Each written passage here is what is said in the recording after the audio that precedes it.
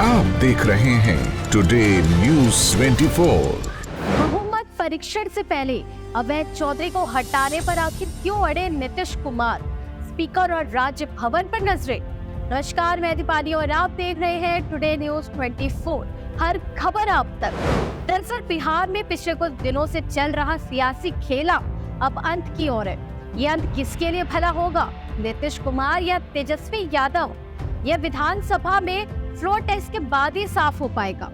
Floor test से पहले सत्ता पक्ष को लेकर विपक्ष तक सभी अपने विधायकों को अपने पाले में बनाए रखने के लिए हर हथकंडा अपना रही है। कई विधायक आउट ऑफ कॉन्ट्रैक्ट है तो कई विधायकों को हिरासत में लेकर पुलिस पटना आ रही है। पटना में गहमागहमी के बीच नीतीश कुमार या तेजस्वी यादव नहीं, स्पीकर और राज्यपाल पर नजरें टिकी हुई है। स्पीकर अवैध चौधरी तेजस्वी यादव की पार्टी यानी राष्ट्रीय जनता दल आरजेडी के हैं। नीतीश के पाला बदल के बाद अवैध चौधरी ने स्पीकर की कुर्सी छोड़ने से इनकार कर दिया था।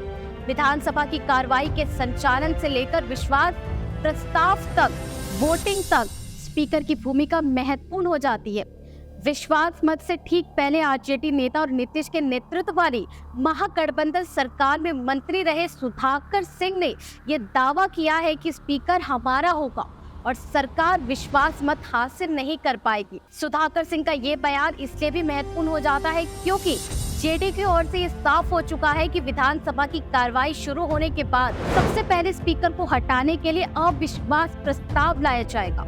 जेडीयू की ये रणनीति भी बता रही है कि वे स्पीकर की भूमिका को लेकर सतर्क है।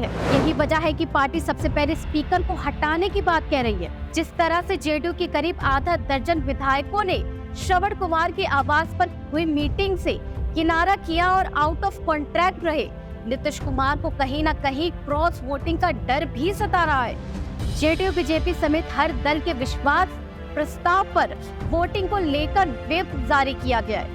लेकिन अगर क्रॉस वोटिंग होती है तो गेंद स्पीकर के पाले में ही होगी। विश्वास प्रस्ताव पर वोटिंग की प्रक्रिया में जेडीयू को धांधली की आशंका है। जिस तरह से आरजेडी की ओर से बार बार खेला होने के दावे किए जा रहे हैं, नीतीश कुमार की पार्टी को आशंका है कि स्पीकर की कुर्सी पर अवैध चौधरी मौजूद रहे तो कोई खेला नहीं हो सकता।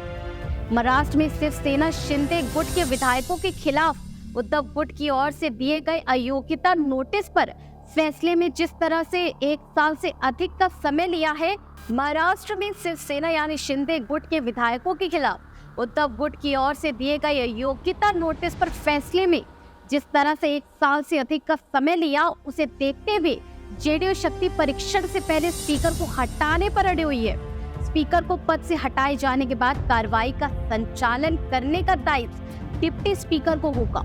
Deputy speaker Maheshwar Hazari JDU की ही है। विधानसभा में अगर किसी कारणवश ऐसा होता है कि नीतीश सरकार विश्वास मत हासिल नहीं कर पाती है तो ऐसे में गवर्नर की भूमिका महत्वपूर्ण हो जाती है। नीतीश सरकार बहुमत नहीं साबित कर पाई तो सियासी तस्वीर क्या होगी, यह गवर्नर पर ही निर्भर होगा। ऐसी स्थिति में राज्यपाल के सामने 3 विकल्प होंगे।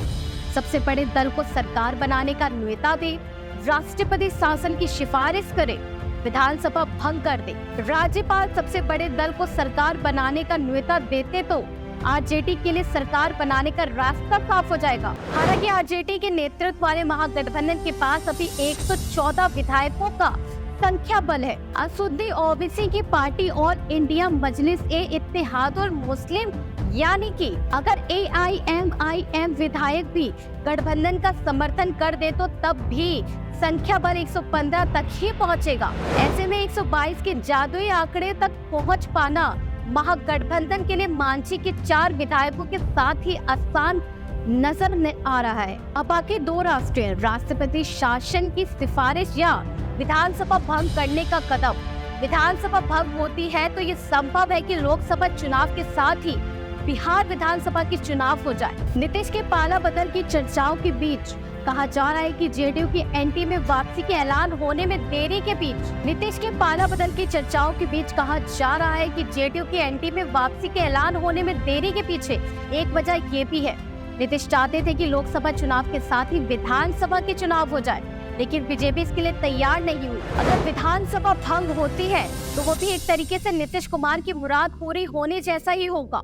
इस खबर पर आपका क्या कहना है कमेंट करके जरूर बताएं और हमारे चैनल टुडे न्यूज़ 24 को लाइक करें, सब्सक्राइब